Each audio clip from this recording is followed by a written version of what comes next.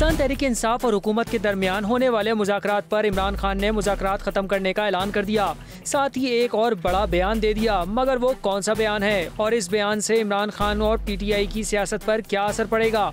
जियो के शो आज शाजिब खानजादा के साथ में एंकर शाजिब खानजादा ने तफसीलात बयान कर दी। एक तरफ इमरान खान ने आज से मुज़ाकरात खत्म करने का ऐलान कर दिया है, तो दूसरी तरफ आज उन्होंने एक और अहम बयान दे दिया है, जिसकी जद में वो खुद भी आते हैं। परसों जब नैब ने प्रॉपर्टी टाइकून हाउसिंग सोसाइटी की दुबई में लॉन्चिंग पर एलामिया जारी किया और आवाम को इस सोसाइटी में सरमायाकारी ना करने की तनबीह की और खबरदार किया कि प्रॉपर्टी टाइकून के खिलाफ मजीद कार्रवाई होगी, तो इस पर रद्द-ए-अमल देते हुए प्रॉपर्टी टाइकून ने सोशल मीडिया पोस्ट में मौक़िफ़ देते हुए कहा था कि मैं जब्त कर रहा हूं, लेकिन दिल में एक तूफान लिए बैठा हूं। अगर ये बंद टूट गया तो फिर सबका भरम टूट जाएगा। ये मत भूलना कि पिछले 25-30 सालों के सब राज सबूतों के साथ महफूज हैं। आज इस बयान पर इमरान खान ने मौक़िफ़ इख्तियार किया है कि प्रॉपर्टी टाइकून का हालिया बयान है कि अगर वो अपना मुंह खोलेंगे तो बहुत से लोगों को शर्मिंदगी का सामना करना पड़ेगा। मैं उनसे दरख्वास्त करता हूं कि वो बताएं पिछले 30 साल में कौन कौन से जजेस, जर्नलों और सियासतदानों ने उनसे पैसे और दीगर माली फ़वाइद हासिल किए, ताकि कौम को मालूम हो सके कि कौन से चेहरे इस गंदगी में मुलविस रहे हैं। ये सब जो आज अल-कादिर ट्रस्ट केस पर तनकीद कर रहे हैं, वो कितने दूध के धुले हैं, दुनिया को मालूम होना चाहिए। इसके अलावा आज इमरान खान से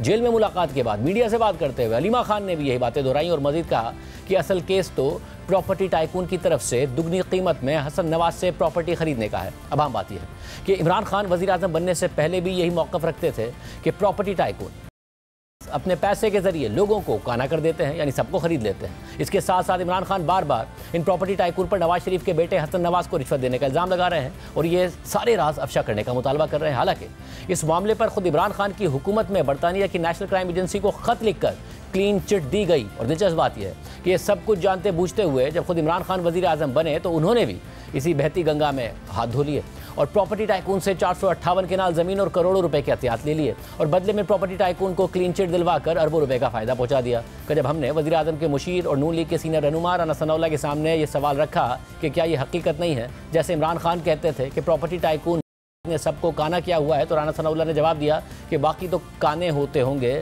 मगर खुद इमरान खान तो अंधे ही हो गए, इसलिए मलिक साहब उनका भी बताएं जो काने हुए हैं और उनका भी बताएं जो अंधे हुए हैं। हुकूमत से मुज़ाकरात खत्म करने के ऐलान के बाद बानी PTI इमरान खान ने जेल में सहाफ़ियों से गुफ्तगू करते हुए मुज़ाकरात से अपनी जमात को रोकने की असल वजह बता दी। आज अडियाला में इमरान खान साहब से सवाल जवाब किए थे हमारे नुमाइंदे शब्बीर डार ने। वो हमारे साथ शब्बीर डार, बहुत शुक्रिया मुझे ज्वाइन करने के लिए। आपने सवाल जवाब किए, इमरान खान साहब ने आप लोगों से, इमरान खान साहब ने गुफ्तगू भी की सहाफ़ियों से। उस वक्त क्या इमरान खान साहब का ये स्टैंड था कि साहबजादा हामिद रजा के घर और मदरसे पे गैर कानूनी छापे की वजह से वो मुज़ाकरात को कॉल ऑफ कर रहे हैं, क्योंकि बैरिस्टर गौहर ने तो बाहर निकल के ये बात की कि कमीशन नहीं बनाया इसलिए कॉल ऑफ कर रहे हैं। शाहजेब साहब, PTI और हुकूमत के माबैन जो मुज़ाकरात का सिलसिला है, इससे मुतल्लिक हमने कल ही खबर दी थी कि उमर अयूब ने ये कहा था कि हम मुज़ाकरात के अगले राउंड में नहीं बैठेंगे। आज जब इमरान खान से हमारी मुलाकात हुई तो इमरान खान ने वाज़ेह तौर पर बताया कि मैंने बैरिस्टर गौहर खान को ये हिदायत की है कि आज के बाद किसी किस्म के मुज़ाकरात नहीं होंगे और मेरी तरफ से मुज़ाकरात अब ख़त्म है, क्योंकि 3 राउंड हो चुके हैं मुज़ाकरात के। हुकूमत ने तहरीरी तौर पर मुतालबात देने के लिए इंसिस्ट भी किया, हमने तहरीरी तौर पर भी मुतालबात दिए, लेकिन अभी तक जुडिशल कमीशन पर कोई पेशरफ नहीं हुई है। लिहाजा हमें लग रहा है कि हुकूमत संजीदा नहीं है। अब हम ये मुज़ाकरात ख़त्म कर रहे हैं और बैरिस्टर गौहर खान भी उस वक्त वहाँ मौजूद थे, बैरिस्टर अली जफर भी, बैरिस्टर शोएब शाहीन भी मौजूद थे। लिहाजा जो मुज़ाकराती सिलसिला है, इस पर वाज़ेह तौर पर इमरान खान ने आज बताया कि अब इसके बाद हम अगले राउंड में मुज़ाकरात के नहीं बैठेंगे। अच्छा, मुज़ाकरात के बदले मैंने उनसे पूछा था मुज़ाकरात तो आप नहीं कर रहे, आप तो अब क्या करेंगे आप? तो उन्होंने कहा कि हम तमाम सियासी जमातों को एतबार में ले रहे हैं, इंसानी हकूक़ की तंजीमों से रब्ता कर रहे हैं, वकला तंजीमों से रब्ता कर रहे हैं और मारंग बलोच का भी उन्होंने नाम लिया कि मारंग बलोच से भी हम रब्ता करेंगे, क्योंकि बलोचिस्तान में भी मिसिंग पर्सनस का इशू बहुत बड़ा है। तो हम एक ग्रैंड अपोजिशन जो है इकट्ठे करेंगे और हुकूमत के खिलाफ एक मरबूत जो है तहरीक का प्लान करेंगे। अच्छा, मैंने उनसे पूछा कि आपने तो 31 जनवरी तक जो है डेडलाइन दी थी, अभी तो 1 हफ्ता बाकी है आप पहले ही क्यों बैकआउट कर गए मुज़ाकरात से। उस पर उन्होंने कहा कि हमारे पास जो इतलात आ रही है कि हुकूमत ये कह रही है कि हम पहले इत्तेहादी जमातों से मुशावरत करेंगे, इसमें कानूनी मामलात को भी देखेंगे, तो मुझे लग रहा है कि ये सीरियस नहीं है, लिहाजा ये जुडिशल कमीशन भी नहीं बनाएंगे। अब इसीलिए हम मुज़ाकरात से अब निकल आए हैं और मैंने वाज़ेह तौर पर बता दिया है पार्टी को कि अब ये जो चौथा राउंड होना है मुज़ाकरात का, अब हम ना इसमें बैठेंगे ना ही मुज़ाकरात में हम आगे बढ़ेंगे। लेकिन उन्होंने ये कहा कि अगर हुकूमत जुडिशल कमीशन बनाती है तो हम मुज़ाकरात में आगे बढ़ेंगे। इसके अलावा उन्होंने कहा कि मैंने उनसे पूछा था कि जो आर्मी चीफ से बैरिस्टर गौहर खान की मुलाकात हुई थी, इस मुलाकात के बाद का स्टेटस क्या है, क्या अभी राब्ता बहाल है या कोई पेशरफ्त मजीद हुई है। जाहिर है बैरिस्टर गौहर खान ने आपको ब्रीफ किया होगा, तो उस पर वो बड़े मोहतात थे। उन्होंने कहा कि इसके उस मुलाकात के बाद मुझे नहीं पता क्या पेशरफ्त है, ये तो बैरिस्टर गौहर खान को ही पता होगा। मैंने कहा वो तो आपके साथ खड़े हैं, इन्होंने आपको ब्रीफ किया होगा तो इनको पता होगा। तो उन्होंने कहा नहीं, हम एस्टेब्लिशमेंट से अंडरस्टैंडिंग हम चाह रहे हैं कि हमारी एस्टेब्लिशमेंट से अंडरस्टैंडिंग हो, लेकिन मैं अपने लिए कोई चीज नहीं मांग रहा, मैं मुल्क की खातिर, पाकिस्तान की खातिर जो है बात करना चाहता हूं और मुज़ाकरात चाहता हूं। पीटीआई की जानिब से मुज़ाकरात से स्टेप बैक करने पर अभी भी हुकूमत के अरकान को वजह समझ नहीं आई। नून लीग के रहनुमा और वफाकी वज़ीर अता तारड़ का कहना है कि पाकिस्तान तहरीक इंसाफ की जानिब से मुज़ाकरात खत्म करने की कोई वजह वाज़ेह नहीं। देखिए, जब तक हतमी जवाब ना आ जाए, तहरीरी तौर पर उन्होंने अपने मुतालबात से हमें आगाह किया और उनके मुतालबात तफसील के साथ हमारी मुज़ाकराती कमेटी ने ब्रीफ किया पार्टी को भी और उस पर सैर हासिल गुफ्तगू की, तो एक हमारा जवाब भी आना था।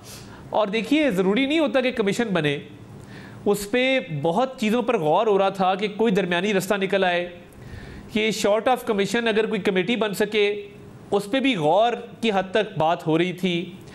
तो मैं समझता हूँ थोड़ी उजलत से काम लिया है और थोड़ी जल्दबाजी की है। ये मुज़ाकरात अगर चल रहे थे तो कम से कम कोई ऐसा बहाना ही जायज़ ढूंढ लेते जिसके तहत लोगों को भी ये लगता कि जी इनके साथ ज़्यादती हुई है, इसलिए इनको ये मुज़ाकरात का हिस्सा नहीं बन रहे। मैं ये समझता हूँ कि ये बदनीति पे मबनी इन्होंने एक उजलत में फ़ैसला किया है।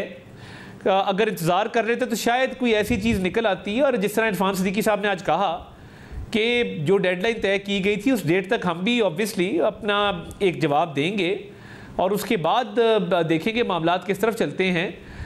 मगर ये बहुत कबल अज़ वक्त इन्होंने मुज़ाकरात टर्मिनेट किए और बग़ैर वजह के किए। और मैं समझता हूँ कि उनस इनके ऊपर है कि मुल्क के अंदर अगर पॉलिटिकल स्टेबिलिटी के लिए मैच्योरिटी के तौर पे एक मामले को आगे चलाया जा रहा था तो बगैर जवाब के इन्होंने ये मुज़ाकरात ख़त्म किए। मतलब जैसे आपने कहा कि कम से कम एक अवामी राय बनती कि इनके साथ गलत हुआ। अब आज उन्होंने, मगर बाद में, पहले तो जाहिर है गौहर खान साहब ने जब इमरान खान साहब से निकल के बात की मीडिया से, तो उन्होंने तो ये कहा कि हुकूमत का जवाब नहीं आया, इसलिए इमरान खान साहब ने कहा कॉल ऑफ कर रहे हैं। मगर बाद में उनके अकाउंट से जो ट्वीट किया गया कि उन्होंने वकला से गुफ्तगू की है, वो ये कि साहबजादा हामिद रजा के घर और मदरसे पर गैर कानूनी छापे की सख्ती से मजम्मत करता हूँ। हुकूमत एक जानिब मुज़ाकरात का ढोंग रचा रही है, दूसरी जानिब इंसानी हुकूक के खिलाफ वर्जियाँ कर रही है। हम इस छापे के बाद मुज़ाकरात का अमल फौरी तौर पर रोक रहे हैं। उन्होंने इस बात को बुनियाद बनाया अपने ट्वीट में। देखिए, मैं ये समझता हूँ कि एक तो जवाब का इंतज़ार करना उस डेट तक लाजिम था जो डेडलाइन थी।